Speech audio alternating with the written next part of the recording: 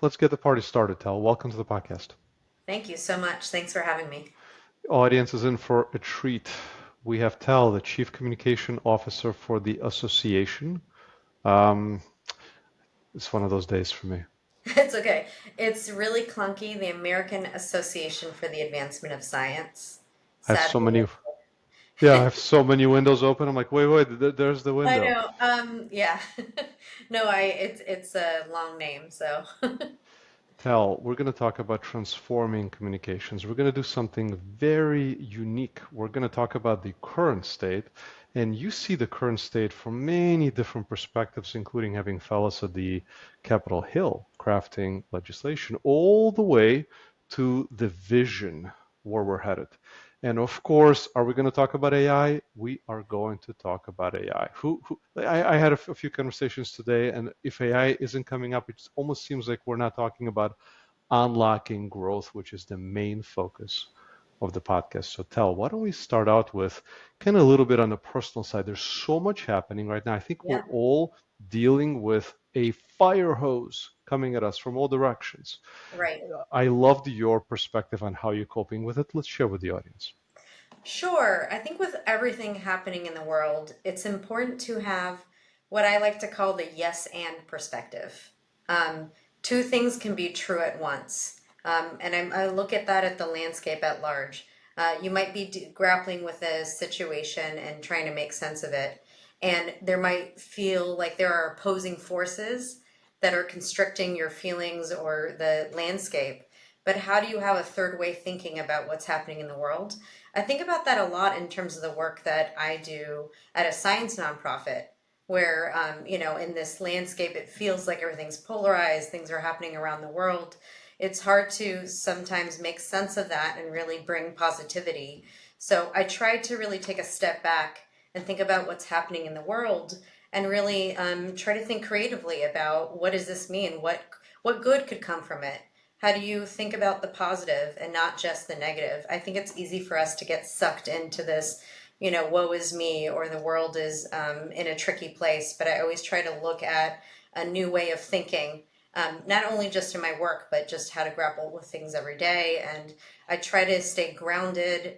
I love traveling, I love connecting with people.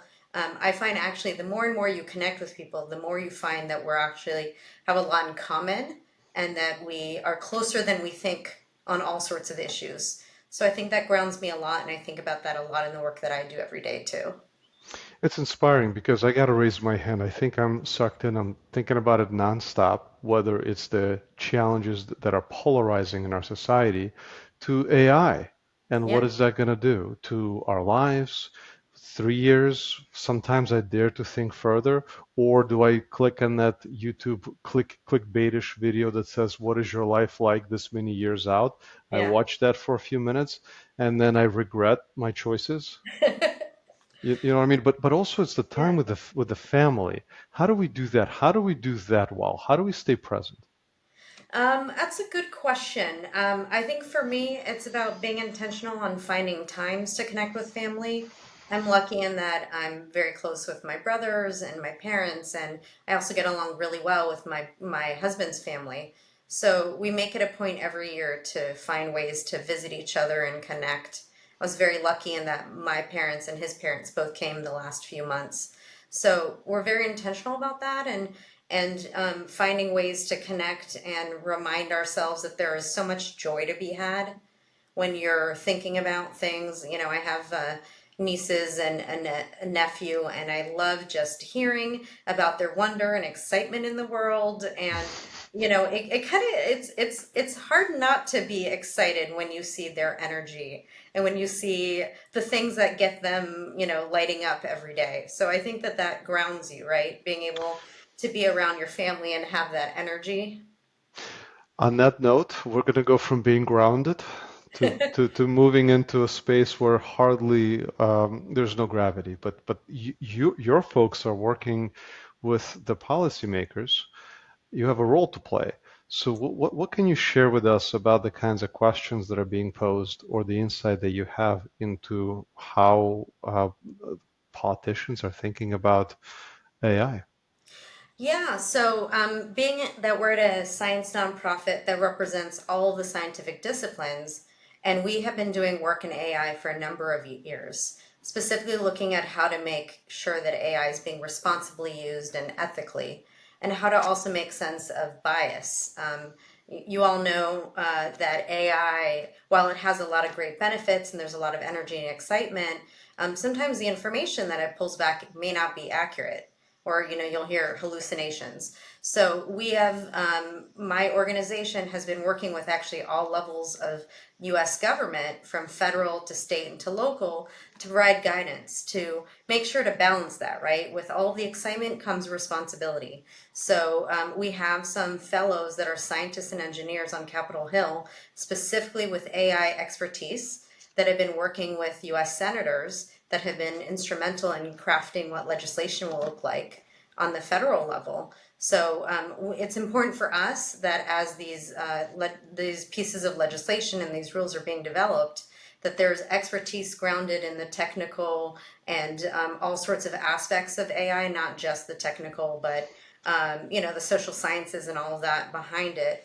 So between that, and we've been providing a lot of guidance even on the state and local level. With the explosion of generative AI, there's a lot of energy and interest in how AI can help with citizen services. Think about, staff Mm. shortages and other challenges with local municipal governments who are trying to figure it out. So we're giving them frameworks and guidance, and we're doing a ton of stuff, webinars and other expertise that we're providing so that they can think about responsible uses. There are some case studies that exist that really talk about when it can be done well and when there are cautionary tales to avoid. So we're providing that guidance on the federal level, and then some practical use cases and information as governments are grappling with how to incorporate AI into their processes. And the speed with which it's moving Yeah. and the implications. And I mean, this episode is about transforming communications. Dare I say all communications will transform? And dare I even say within a very short period of time? I'm not going to say 100%, but let's say, I don't know, 70 wild guesses in the next 2 to 3 years. Yeah. Would you agree with those timelines and the concept that all communication will transform? I think it's hard to predict exactly what, but we know already.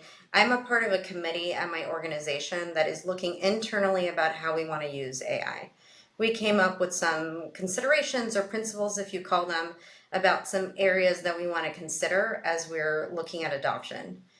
Because as a scientific organization, we have a responsibility to be as accurate and as transparent as we can with the work we're using. We publish scientific research from all over the world.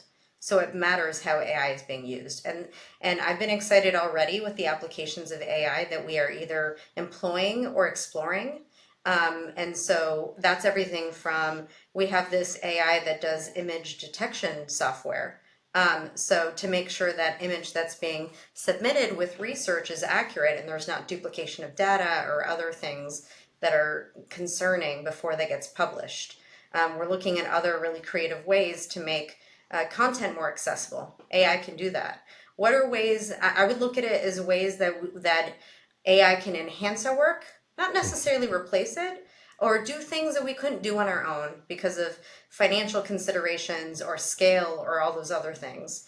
I think what's exciting about being at a science organization is that we are both embracing it and thinking creatively about how to use it, but we have a lot of kind of test but verify perspective, I would say. So I have seen a lot of creative uses already, but some very cautious exploration. My colleagues have been very thoughtful as they've been navigating it. In my realm in communications, I have been thinking very much of it as a tool that will help us maybe do some research that otherwise would be difficult to do on our own. Help us brainstorm ideas, help kind of, be that first line of information gathering. Will it one day replace what we write? That's a big question that I think the PR and communications and marketing sector is really grappling with. I think transparency is key in those situations, but yes, I think it will continue to be really evaluated carefully, and experimentation is the game, I think, to understand the limitations and to keep track of what's exciting and what can actually do our work even more effectively. And you said it well, it's a tool. It has its limitations. It's about understanding those limitations, well, be it almost every, I don't know, week or day, new enhancements are coming out, Yeah, new approaches. What used to be, and for me, it's on a simpler scale, but thinking about ChatGPT and other personal assistants where you can now enhance your prompts. You can have all these different prompt engineering approaches that can take the quality further and further toward the destination. The question is the destination we're working towards. And I think it'd be really cool for us to talk about the line not to be crossed, even if it can be crossed, which is yeah, where do we meet the friction with authenticity? At what point is yeah. this content being created without the human in a loop, the human being involved, even the term human in a loop? Oh my God, I'm saying it naturally now. It wasn't a thing before, now it's a thing. But Tal, where would you draw the line even if the Yeah. technology allows us to go beyond? Well, I think it is about being authentic with the audiences you're trying to reach. I've already seen instances where executives have tested using AI to write emails or to send communications to various audiences. I think there's an expectation that if you're hearing from an executive internally or externally, that that is their ideas, their words. Now, will AI help to maybe strengthen a draft or do all those other things? I know that there are uses for that, but I think to me, what I doesn't quite sit well with me yet is this idea that AI will just be generating what we say in our own words to audiences. I know folks do that. I do. I might be on one side of this debate, and I know there are others who see the benefits of that. But I think there's something to be said about authenticity, and for me, at least right now, when I'm talking to my team about how to use AI and what we're exploring and really thinking about, I'm thinking about creative and I'm thinking about video and I'm thinking about areas where work is already being done with editing tools and Canva and all of that. And how can AI make that work easier and more effective without having to waste hours doing something that could be maybe done in seconds? So I think there are some really exciting, valuable uses to it. And I even think, I've seen creative uses from peers of mine in comms who have looked at AI and searched it and said, take a look at all of the posts that I've done. Do I have a certain tone? Do I have a certain, is there like a thought leadership platform you would put my work under, and how to give me ideas of what else I should be writing about based on that? So I still think right now it is a decision tool and isn't one that we fully replace what we're doing. I think that will evolve quickly. I've been kind of keeping track of how people have been using it. I've been keeping track of how the Public Relations Agency is talking about it. So I think those lines will be at the edge of them, and people will have to decide. Organizations and society at large will have to decide if they can stomach AI fully, writing on behalf of someone without that person's unique words or perspectives being included. So that's a line for me right now. I'm not ready to cross it. Will I one day be ready? I think the landscape would have to change for me to do that. I totally respect it, and I'm with you. I think that's a question many are grappling with, although it's easier today to take that question because of its limitations as Correct. opposed to where we're headed soon. But where I'd like to point our attention to for a minute, instead of one task, because Yeah. we're talking about, hey, a task, write this. I've been thinking a lot about this concept of communication to different audiences in the context of it being seen as a workflow, a Yeah. work stream, where you have your brand on one side, all the way on the other side is the target audience, or maybe even a segment of that audience. And in between, there's this gigantic, potentially workflow. For small businesses, it isn't gigantic. Write me a blog, blah, done. When it comes to brands that have maturity, have complexity, there's sentiment involved, there's brand voice involved, strategic comms frameworks, maybe there are implications based on channel, like SEO. So my question to you would be more of workflows. Yeah. the speed with which AI is now making its way to be a part of every workflow or workflows? Where do we see that? Yeah, it's a good question. So my team and I use some tools, some public relations tools, primarily for media monitoring and analysis and social media scheduling and analysis. So there are some tools that I would say AI has already been embedded. There are tools we're even looking at for email marketing where AI can help improve content and make it more interesting. I think it comes down to whether or not right now I see a bunch of systems that are disparate, right? There's not like one clear workflow of all these different tools. So what I'm seeing now is AI being embedded into all of them. That being said, we are being cautious about how we use it. Will we be at a point where we are creating or using AI that can really automate and and improve the workflow behind all these tools? It's a really good question to me. One that I've even been grappling with as early as soon as today was our data analytics needs. And could AI take a bunch of disparate data that is being generated from digital and media and web and all these things and pull them together to tell a more cohesive story about how a campaign is performing? That would be very interesting to me. I don't know that anything yet does that, particularly since some of our tools, it's hard to find one catch-all tool that does all of that analysis for you. But I could potentially see a situation where AI can actually look at all these disparate data sources and come up with a more compelling either story or analysis for us that right now maybe is being done on the human side. So I think that there are a lot of potentials there. I think the nature in which the different tools we use right now makes it hard for me to see one cohesive workflow, but I could see a situation where that could be more seamless in the future. With you, because early days. To think about what 16, 18 months ago we were first exposed to ChatGPT. Yeah, And AI has been around for much, much longer, and there are many has organizations that already leveraged it, but in its current modern current day form, it is taken by storm. Organizations, individuals, yeah, which kind of leads me to, and I don't know if you're seeing this in your organization, various speeds of adoption by the individuals. There are some that are embracing it, that are excited, that are saying, let's go, I'm ready. And then there are some folks that are saying, hold up a second, I am a writer. I didn't enter my field in order for me to be a prompt engineer. yeah. How do you one would be, are you seeing that? And then if you are seeing it, what advice would you give to some of the leaders that are listening about how to take that on? Well, it's a great question because it is something that the leaders of the organization and I got together, led by our chief information officer, put together principles or guidelines for the organization on what are some factors to consider if you're adopting AI in your work.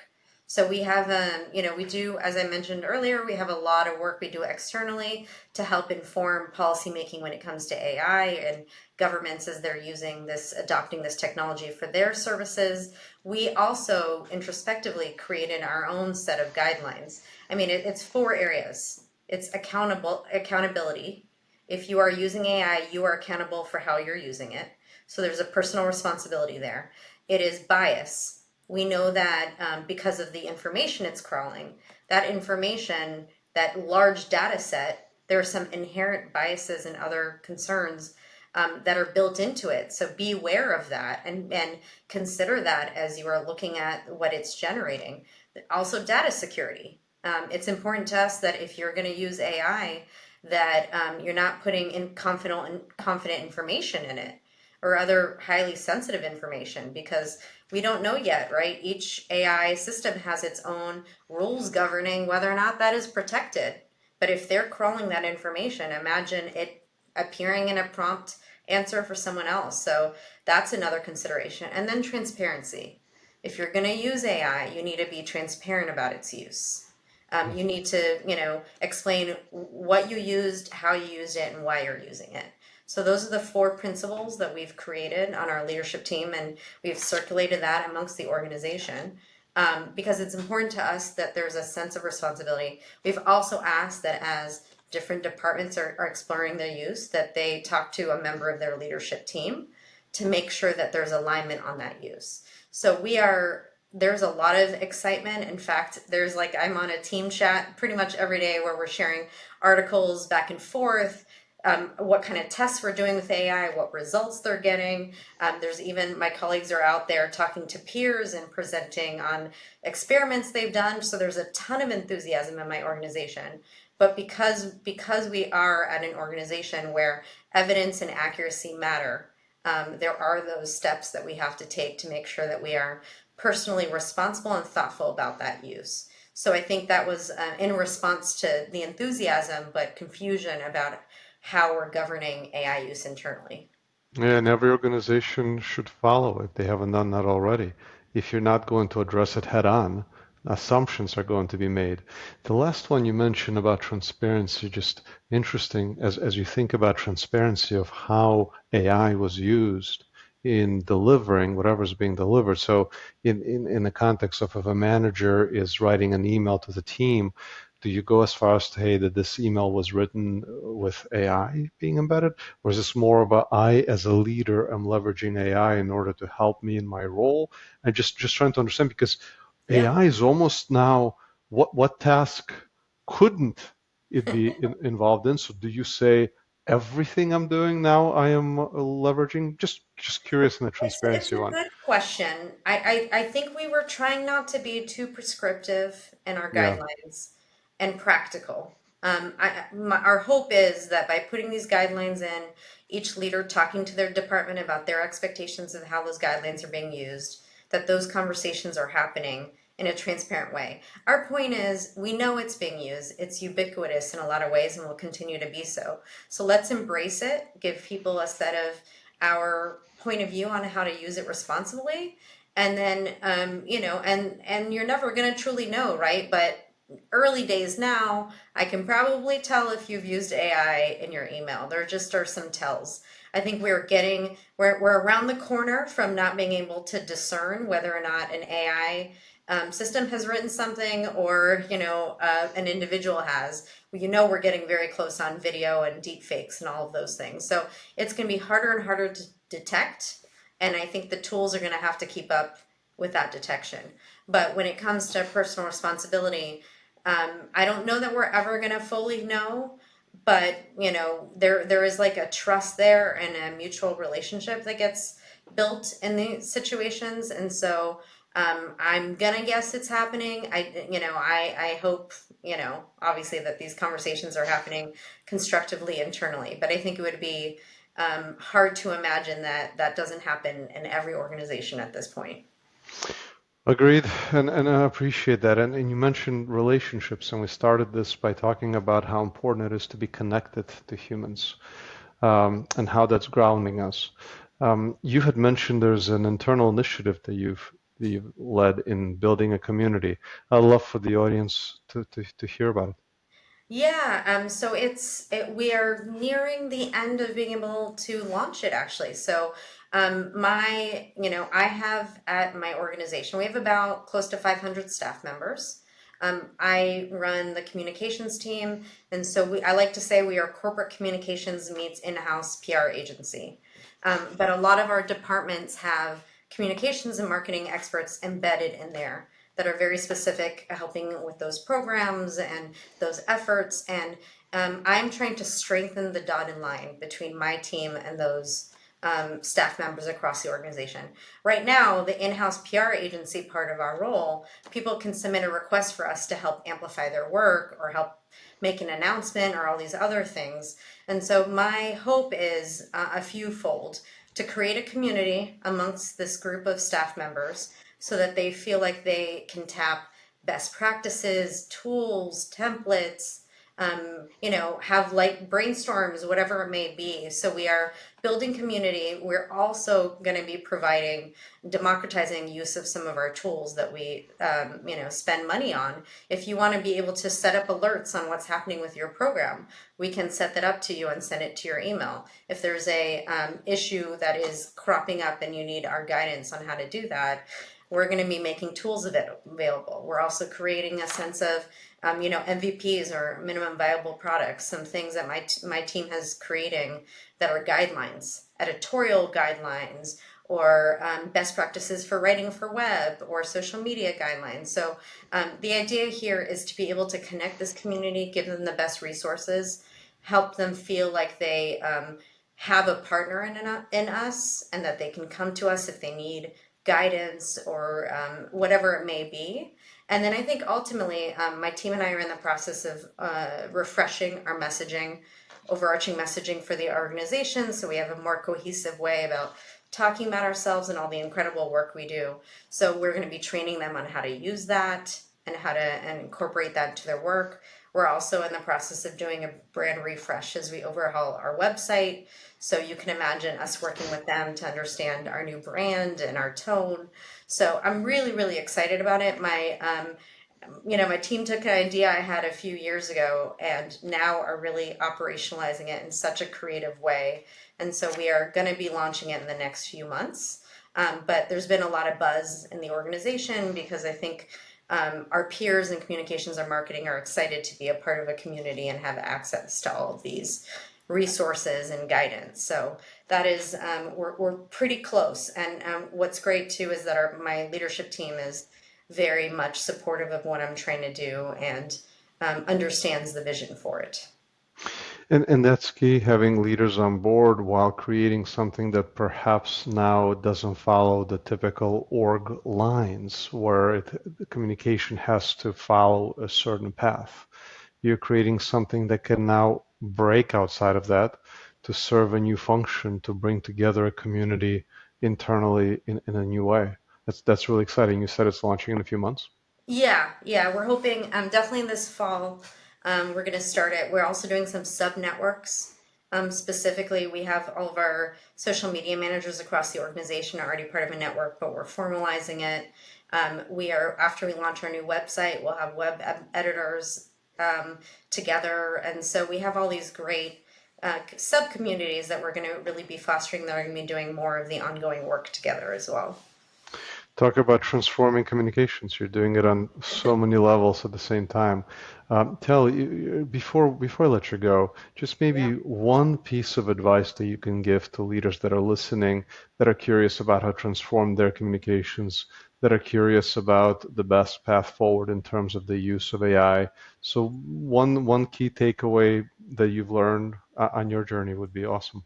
Yeah, I'll take just a moment to say that I was hired. Actually, it's my 3 year anniversary in my organization. I Congrats. was hired. Thank you so much. I was hired to build this communications function from scratch. Hmm. I got the rare opportunity to overhaul the team, create a new vision, and really build it out. And so what I'll say to you, it's exciting to be at an organization that is more than 175 years old, that is really leaning into its vision long term and is forward looking. And so for me, it's exciting to be a part of that. And what I'll say to you is um, always keep experimenting, but also know that the changes you need to make, you need to build. I think you need to build excitement and alignment with folks. Like, so everything that we're doing in my team is about change management. And that could be AI as well, right? But to me, it's this idea that whatever you're building, whatever you're trying to do, so much of the work isn't just putting the product together and launching it out and hoping for engagement. It's the seeding you're doing in the beginning. It's the soft sounding. It's the relationship building. It is getting everyone on board with the vision and then having them feel a part of that vision and rolling it out in phases so that you're not doing it in such an overwhelming way because change takes time. I had a lot of conversations when I started about whether or not I was going to put out a set of guidelines early on that everyone should follow, or if I was going to do it over the course of time. I was very intentional about doing it in stages and building to a later stage where I felt like there was trust built with what we're doing in communications, so that by the time I was releasing guidelines, people were already working well with us and viewing us as a strategic partner so that I could do that work. So I think to expect that the changes you're going to make are going to need that relationship touch, that special engagement, and that it's going to, have to build buzz and excitement around it. I'd say if that's anything that I've learned from the past 3 years, that would be it. That resonates very well with me. I'm not typically one to be patient and make a lot of mistakes in the process. So that hit close to home. Thank you so much for your time and for your brilliance. Thank you so much, Adam. I appreciate your time today. Over and out.